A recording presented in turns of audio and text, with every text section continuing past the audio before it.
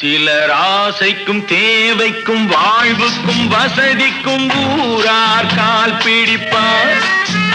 ஒரு மானமில்லை அதில் ஈனமில்லை, அவர் எப்போதும் வால் பிடிப்பார்.